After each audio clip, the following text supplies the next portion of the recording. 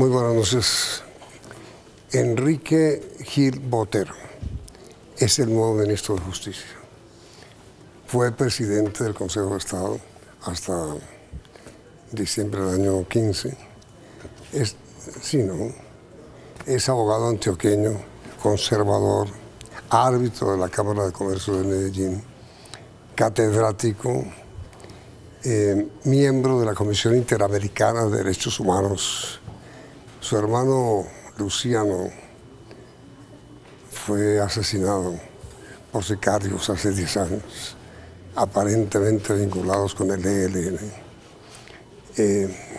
Gil fue contratista de la Fiscalía General, lo que generó un gran escándalo que se produjo en su momento porque algunos medios lo acusaron de que esos contratos de él con la Fiscalía eran el pago por el voto que depositó a favor de la reelección del fiscal Eduardo Montealegre,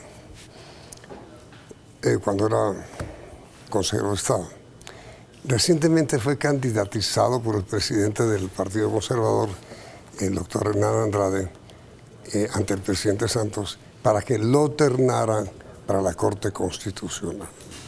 Él es nuestro invitado esta noche. Y con él está el doctor César Rodríguez. Él es director actual del Centro de Estudios de Derecho, Justicia y Libertad de Justicia. Ha sido profesor visitante de una de las mejores universidades del mundo, Stanford, en Palo Alto, en California.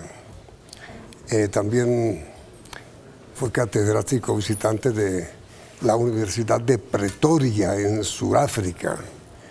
Es abogado de los Andes, PhD en Sociología en la Universidad de Wisconsin. Tiene maestría de Derecho en la Universidad de Nueva York y fue también profesor de Central European University y también está vinculado a Central Human Rights, ¿no? Los dos tienen algo en común. Ambos son defensores de derechos humanos. Bueno, ministro, lo felicito o lo lamento. En verdad es así. ¿Qué cree usted que debo hacer? Felicitarme porque es una oportunidad que voy a tener para implementar o tratar de dar inicio a muchas perspectivas de justicia y de manejo en el tema del ministerio, porque yo creo que el Ministerio de Justicia es un ministerio para la paz con perspectiva de derechos humanos y seguimiento de estándares internacionales. No olvidemos que este momento es coyuntural, y es coyuntural porque es el momento de implementación de la paz. Y eso significa precisamente que el derecho es un ordenamiento de paz, y ese derecho lo podemos manejar y catalizar a través del Ministerio de Justicia. Mi perspectiva es impulsar, defender, proteger y desarrollar los derechos humanos y manejar estándares internacionales de justicia para Colombia, un país en paz. Ahora, doctor Rodríguez, en general al sector judicial y jurídico del país, ¿cómo le cayó el nombramiento del nuevo ministro? Yo creo que el ministro Gil es bien conocido en las cortes, en los medios obviamente de derechos humanos, también de la práctica del derecho, y eso hace que haya mucha expectativa. Entonces Enrique entra aquí con una gran responsabilidad, no solamente de impulsar la implementación de la paz, sino de darle continuidad y mejorar algunas cosas que los ministerios anteriores o arrancaron o dejaron de hacer y que son urgentes y que tienen que ver algunas cosas. ¿Expectativas como cuáles? Por ejemplo, el viernes se lanzó el Plan Decenal sobre la justicia, que es parte o una obligación que surge del Plan Nacional de Desarrollo, para darle un norte a la justicia que, como usted sabe, en las últimas encuestas cada vez rankea más bajo en credibilidad y en legitimidad frente a la opinión pública, pero fundamentalmente porque la justicia sigue con la deuda grande de los casos del día a día, no solamente los casos espectaculares que vamos a ver en la Justicia Especial para la Paz, sino qué pasa cuando una persona, por ejemplo, ve vulnerados sus derechos por un arrendador, o cuando una persona va a cobrar un cheque o va a hacer exigible un contrato. Esas cosas del día a día son las que en Colombia no funcionan para los ciudadanos de a pie y son las que están comprendidas para ser solucionadas en ese plan a 10 años, y yo creo que el ministro Gil entonces entra ahora con esa responsabilidad grande de cumplir ese plan y de dar, ojalá, un impulso fuerte a soluciones que ya están muy rezagadas en Colombia. Tienes toda la razón, es decir, la gente no le interesa tanto quién es el ministro de Justicia, sino cómo se evitan las colas, cómo les dan justicia, cómo, por qué no lo sacan de la cárcel si ya cumplió, etcétera. Ese día a día de que habla el doctor Rodríguez, ¿usted lo va a manejar? Claro, es muy importante mirar que dentro del plan decenal, como se ha señalado, hay 5 pilares básicos. Esos 5 pilares básicos, 2 de ellos, uno es la eficacia, otra es la razonabilidad en los plazos frente a la resolución de conflictos. El manejo precisamente de unos tiempos que han generado ya un cansado aforismo de que justicia tardía no es justicia, o justicia tardía es la verdad que huye, es cierto. Y tenemos un retraso que obedece desafortunadamente a una cultura y a un sistema escritural e igualmente a unas fallas estructurales. El ministerio en este lapso tan breve de 1 año y medio no va a lograr todos los propósitos que uno quisiera, pero sí, mi deseo es implementar una serie de políticas que permitan, en compañía del gobierno, generar construcción de confianza, elevar la autoestima misma que se tiene de la justicia, generar una perspectiva saludable en la ciudadanía que ha sido golpeada precisamente por la tardanza en la resolución de los procesos, buscar mecanismos alternativos de solución de conflictos como una forma de razonabilidad y como una forma de descongestión de los tribunales y del aparato judicial mismo. Hay muchos temas, por ejemplo, el tema de la oralidad, que se ha tratado de implementar desafortunadamente en el campo penal con malos resultados, pero yo creo que hay que hacer una reingeniería y pensar nuevamente lo que ya está pensado, en qué lógica, en la lógica que hay que preparar desde las universidades a los estudiantes hacia una cultura heterocompositiva más que a una cultura de litigiosidad. Mire esto, mire, su antecesor, el doctor Londoño, tuvo ciertas diferencias con el señor fiscal general de la Nación a propósito de la Justicia Especial para la Paz y a propósito de algunos proyectos que el ministro Londoño presentó. Sobre los 2 temas, ¿cuál es su posición? Sí, hay un aspecto sustancial, Yamid, y yo por razones obviamente obvias, prefiero sobre los aspectos de fondo que tengan que ver con la columna vertebral que hay en este momento de la Justicia Especial para la Paz, no pronunciarme toda vez que hay un ministro fungiendo como tal. Yo solamente he sido designado y todavía no me he posesionado. Me parece que sería inapropiado yo entrar a hacer, digamos, comentarios o apreciaciones de fondo cuando aún no he tomado posesión de la cartera y en cierta forma estar fungiendo todavía como ministro, el ministro Londoño. ¿Puedo hacerle yo algunas recomendaciones? Claro, yo que no tengo esas ataduras. 2 cosas, ministro Gil. Una es que uno de sus antecesores, Yesid Reyes, hizo una cantidad de avances muy importantes en materia de política criminal. Una de las cosas que peor funcionan en Colombia, pero funcionan menos peor que antes, gracias a esas políticas, sobre todo el Ministerio de Reyes, es tener una política criminal que no sea carcelaria, que no responda de manera populista a cualquier cosa, a cualquier escándalo, mediante un aumento de penas.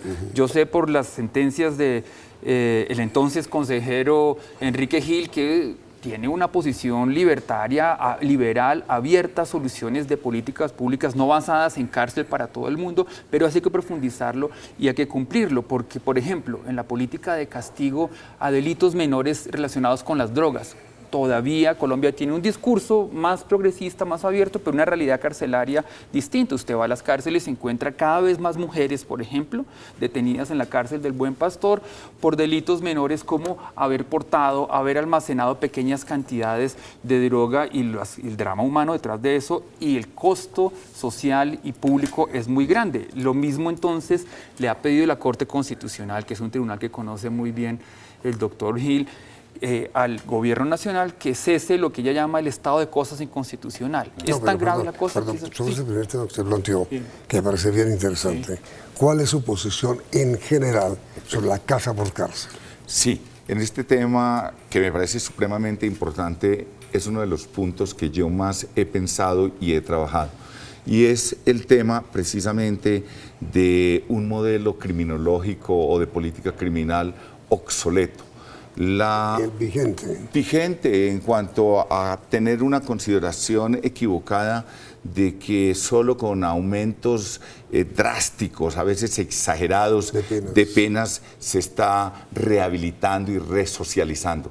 Eso hoy, desde el punto de vista de la política criminal moderna y de la sociología, es todo lo contrario.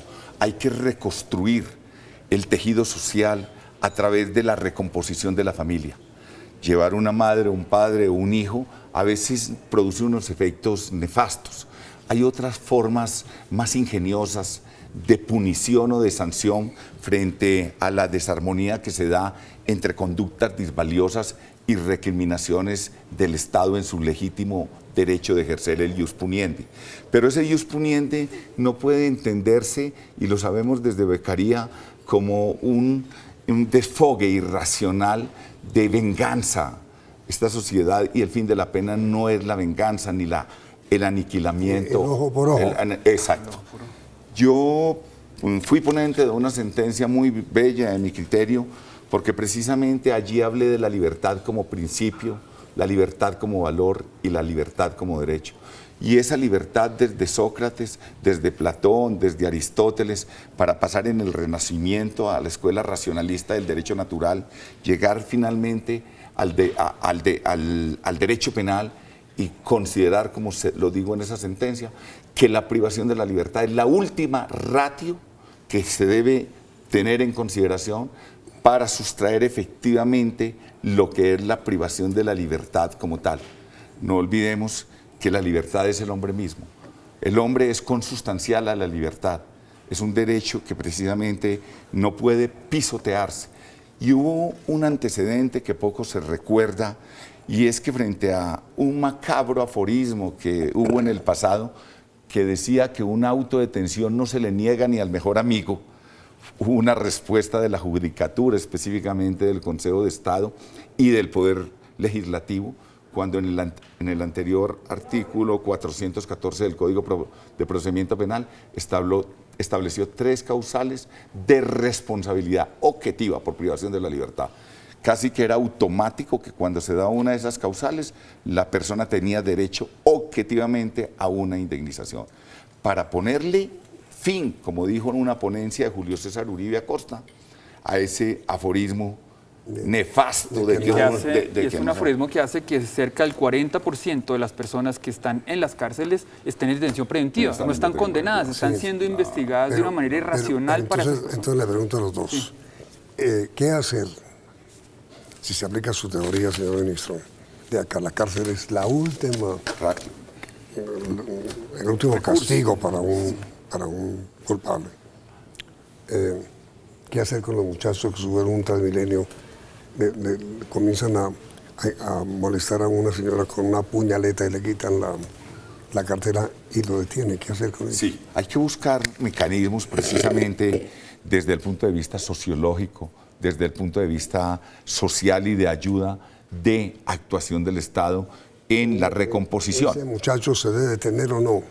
Se pueden generar, digamos, espacios de otras medidas. ¿Cómo cuáles? Hay medidas, no solamente la casa por cárcel, hay que buscar de manera imaginativa otros medios que puedan hacer un seguimiento. ¿Cómo se sanciona a un raponero que le quita a una señora que va a mercar su quincena? No, todos los sistemas penales del mundo se han inventado formas de enfrentar este tipo de criminalidad diaria. Ya hay un avance. De hecho, hubo una ley que fue aprobada de pequeñas causas, se llama, sí. que acelera el tratamiento de este tipo de conductas. Entonces, no importa tanto, y esto está comprobado en la sociología penal mundial, no importa tanto el monto de la pena, sino la eficacia de la pena. Es más disuasivo que haya penas pequeñas, pero que sean más ciertas, es decir, que si una persona comete este tipo de delito en la calle, pues que tenga una pena que no va a ser ni los 5, ni los 10, ni los 20 años prometidos por un código penal, sino va a ser una detención, por ejemplo, en el caso de los jóvenes, resocializadora, no punitiva. Pero ¿dónde, doctor Rodríguez? Eso puede ser, existen lugares para eso, lo que pasa es que en Colombia no funciona muy bien.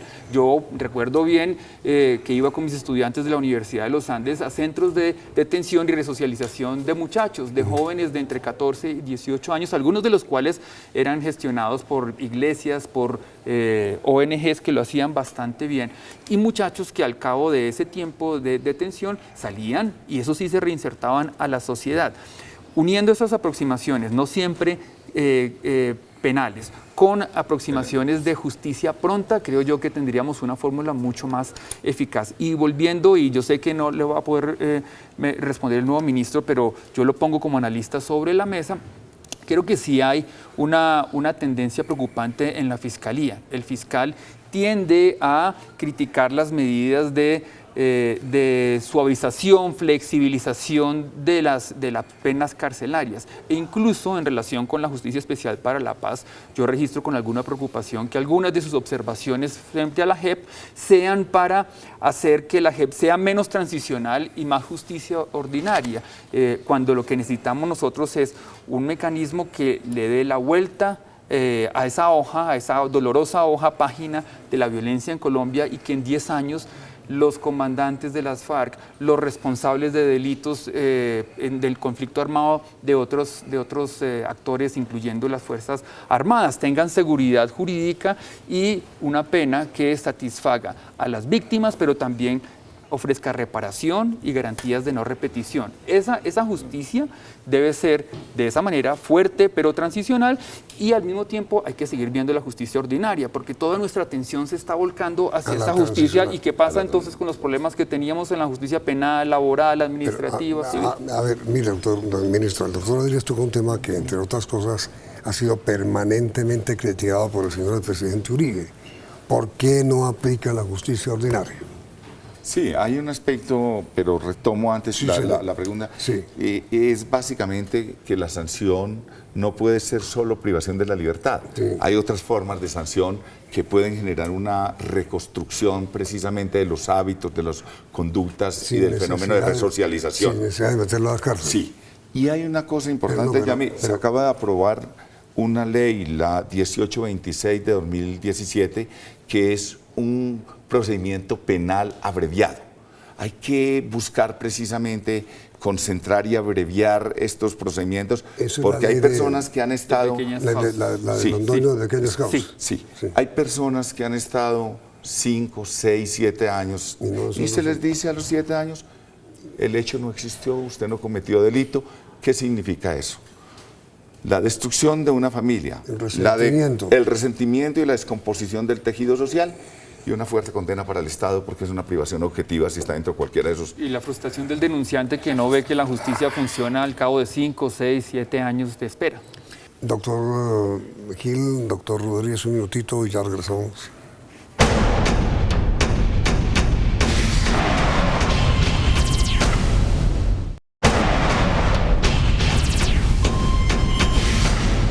¿Por qué no aplica la justicia ordinaria? Así como hay peregrinaje de la muerte a veces en los hospitales públicos, este peregrinaje de justicia hay que ponerle una solución a través de medidas audaces, estructurales. Es un compromiso de toda la sociedad. ¿Medidas como cuáles?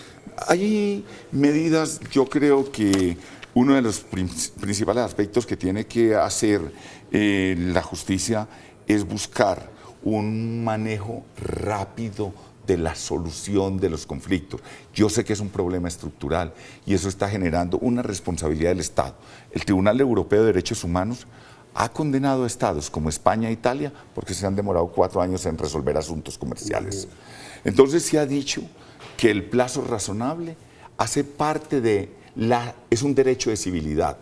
Como derecho de civilidad es un derecho fundamental y allí hay una serie, digamos, de aspectos que no pueden eufemísticamente disfrazarse bajo la idea de una mora, porque si hay una mora por deficiencias estructurales del Estado, el Estado tiene que recapacitar, buscar mecanismos de solución pronta. Y hay mecanismos, esta cuestión también es de gestión y esas soluciones ya están inventadas. No depende a propósito solo del ministerio, ni siquiera del gobierno. El Consejo Superior de la Judicatura tiene una responsabilidad mayúscula en poner en práctica mecanismos de resolución de conflictos, de gestión en los despachos judiciales, y por eso esa interlocución entre el Ministerio y el Consejo Superior será muy importante. Así como será muy importante, yo quiero resaltar esto porque es urgente, que el gobierno en su relación con las Cortes nos ayude a que haya transparencia y celeridad, por ejemplo, en nombramiento de los magistrados. Como lo sabe bien el doctor Gil, ahora se abren 2 vacantes en la Corte Constitucional, que tienen que ser llenas 4, pero 2 dependen del gobierno, de la presidencia en su nominación, las ternas, y 2 de la Corte Suprema. El doctor Gil no puede hacer nada en relación con lo que pasa en la Corte Suprema, pero ahora va a ser parte del gobierno y yo se le pediría en nombre de la ciudadanía que el gobierno surta ese trámite oportunamente, de tal manera que no haya 2 magistrados interinos decidiendo cuestiones muy delicadas para la paz y de pronto 4 con los de la Corte Suprema, de tal manera que le pedimos que nos ayude a preservar ese activo social y jurídico que es la Corte Constitucional con un proceso público, meritocrático y rápido de postulación de las ternas y de selección de esos magistrados. Ahí hay un tema, doctor Rodríguez, sumamente interesante que usted acaba de plantear.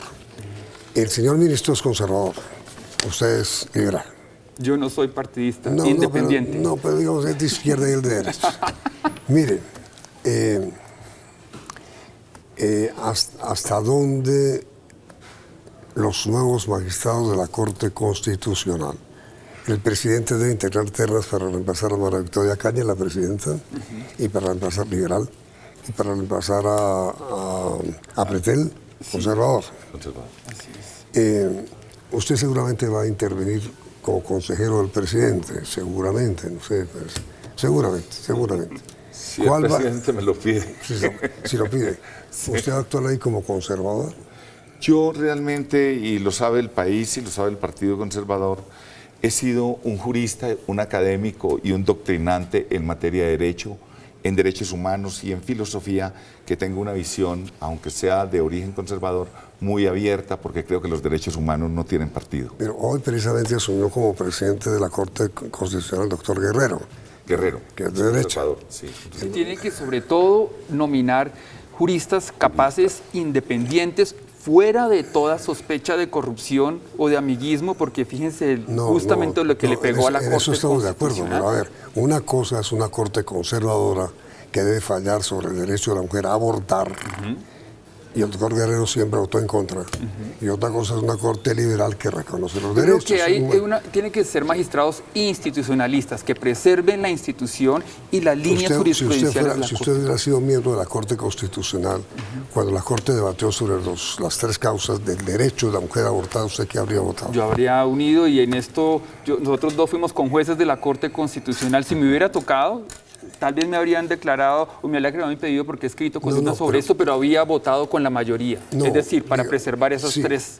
Para mantenerlas. Para mantenerlas. Por supuesto. Y le voy a dar una anécdota para que vea que la primera sentencia que salió en el Consejo de Estado, creo que en el 2009 y luego en el 2012, con ponencia mía, fue precisamente señalando que el matrimonio era algo artificial y que la familia era una facticidad basada en el amor, en la solidaridad, conforme a los sentimientos de la fili, el ágape y el eros, y que en consecuencia el amor no tenía sexo y por ello los mismos derechos que tenía la familia heterosexual los tenía la familia homosexual. Esa ponencia fue mía. Y estamos más conservadores así. Usted no está en godo. Y hizo la primera sentencia en Colombia, lo quiero resaltar porque esa es una que va delante de la Corte Constitucional sobre los derechos de los animales. Yo pensé que usted iba a ser un ministro político. me sorprendió y creo que a los televidentes también. Gracias también. Y usted, doctor Rodríguez, peleadorcito. Me toca para que haga ayudarle a la labor. Como nos faltan tantas cosas que tratar, los invito al programa de mañana. Perfecto. Los espero mañana. Señor ministro Gil, señor defensor Rodríguez, defensor de la ONG, ¿no es cierto? Sí, el defensor de los derechos de los ciudadanos. Mañana continuamos el programa. Vienen las noticias del día en emisión central del noticiero CNE.